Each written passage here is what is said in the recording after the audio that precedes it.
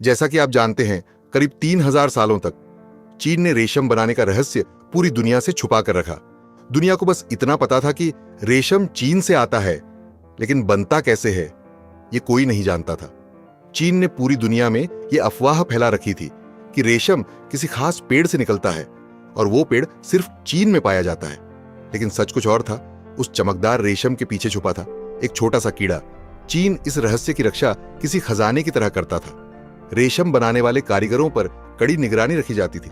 शहतूत के पेड़ों की रखवाली सैनिक करते थे, और अगर कोई इस रहस्य को चीन से बाहर ले जाने की कोशिश करता तो सज्जा सिर्फ एक थी, मौत। लेकिन फिर हजारों किलोमीटर दूर बाज़ेंटीन एम्पायर का सम्राट जस्टिनियन पाने चीन की इस ताकत को तोड़ना चाहता था। उसने देखा कि पूरा यूरोप चीन के रेशम पर निर्भर हो चुका है। सोना, चांदी, दौलत सब धीरे धीरे चीन की तिजोरियों में जा रहा था, और यही बात सम्राट को अंदर ही अंदर परेशान कर रही थी।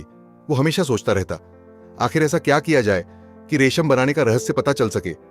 फिर एक दिन जब सम्राट अपने दरबार में बैठा था, तभी दो भिक्षु उसके सामने आए।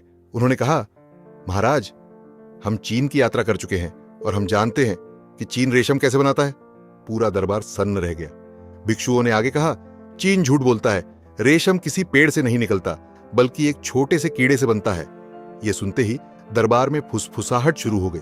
सम्राट अपनी जगह से उठ खड़ा हुआ और बोला, क्या तुम उस कीड़े को चुराकर मेरे पास ला सकते हो? अगर तुम सफल हुए तो मैं तुम्हें सोने चांदी से तौल दूंगा और अपने दरबार में ऊंचा पद भी दूंगा। दोनों भिक्षुओं ने एक दूसरे की तरफ देखा और बिना देर किए हाँ कह दिया। इसके बाद वे दोनों निकल पड़े। दुनिया के सबसे खतरनाक मिशन पर महीनों के लंबे सफर के बाद आखिरकार वे चीन पहुंच गए। लेकिन असली मिशन अब शुरू होने वाला था।